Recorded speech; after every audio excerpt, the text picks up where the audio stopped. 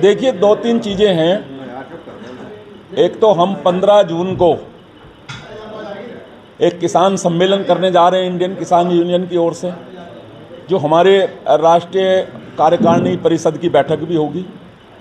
उसमें हम एक तो जिन्होंने अच्छी खेती करने का काम किया है, सराहनीय काम करने का काम किया है, उन किसानों को सम्मानित करेंगे हल भेंट करके। एक हमने हल बनवाया है। और इसके अलावा किसानों की नई नई समस्याओं का और नई नई खेती की तकनीकी की जानकारी उसमें लेंगे, प्राप्त करेंगे और फिर किसानों तक भिजवाने का काम उसको करेंगे। इसलिए तो ये सम्मेलन हो रहा है। दूसरी बात, हमने सरकार से मांग की है कि जो आपदाएं आती हैं, किसान की फसलें खराब हो जाती हैं, पूरी किसान की फसल का बीमा कराया जाए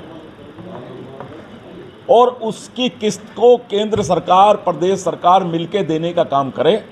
तो उससे एक तो किसान को भी फायदा होगा, दूसरी बात सरकार को भी फायदा होगा, उसको बार बार मुआवजा नहीं देना पड़ेगा।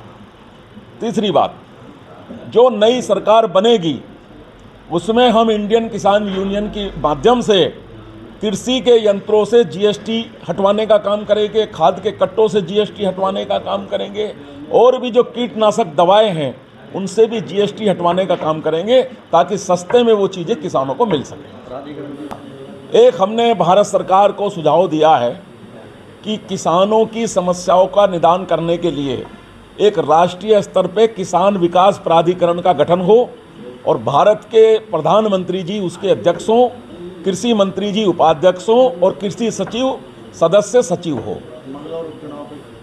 मंगलौर उपचुनाव पे मैं ये कहना चाहता हूँ कि ये पूर्णतः किसान बाहुल्य सीट है और यहाँ पे किसी लोकल किसान को पार्टी टिकट दे।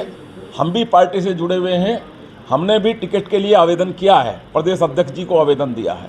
यदि हमें पार्टी मौका देगी तो हम इस हारी हुई बाजी को भाजपा की झोली में डालने का काम करेंगे और इन हाजी काजियों का मुकाबला करने का भी काम करेंगे। आपको लगता है बिल्कुल निकालेंगे। यहाँ पे आधी से ज़्यादा आबादी हमारी किसान की है, चाहे वो मुसलमान हो, हिंदू हो, कोई भी हो, है तो किसान। हम उससे किसानी की बात करेंगे तो वो हमारे साथ आएगा।